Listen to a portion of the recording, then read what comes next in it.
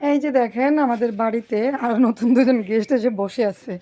মানে আমি বুঝি না, এত বাড়ি থাকতে এরা দুইজনে আমার বাড়িতে কেন বসে রয়েছে।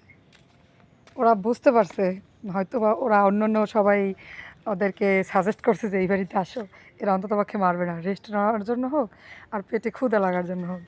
ও হচ্ছে কারো পালায় যে গলায় বেল্ট দেওয়া। এই যে, তোমার নাম কি? টমি? টমি, এই যে গলায় বেল্ট দেওয়া মানে খুবই শিকারি কারো। যেহেতু সামনে হচ্ছে যে ওরা হয়তো বা হিটে আছে, এই জন্য হচ্ছে অনেক কুকুর আসে, প্রতিদিনই 4-5টা কুকুর এসে এরকম শুয়ে থাকে আমার বাড়ির সামনে।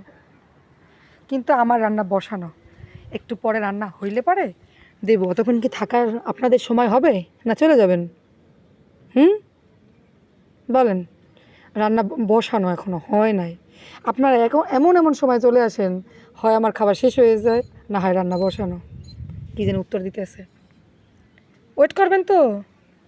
আচ্ছা, ওয়েট করেন, রান্না হলেই আমি আপনাদের দেবো। ওকে? হুম। আরে আপনি কি, আপনি একে সাজাই নিয়েছেন খাবার পাইয়া? আমার মনে হচ্ছে ওরে তো আমি খাবার দিই, এই জন্য ওরে নিয়ে বসে আসছে নাকি। হয়তো বা এরা হচ্ছে জোড়া পাকাইছে, এ হচ্ছে ফিমেল, ও হচ্ছে মেল। থাকো, আরে মারবো না তো আমি। থাকো, রান্না হলে আমি তোমাকে দিব, বসে থাকো, ঠিক আছে?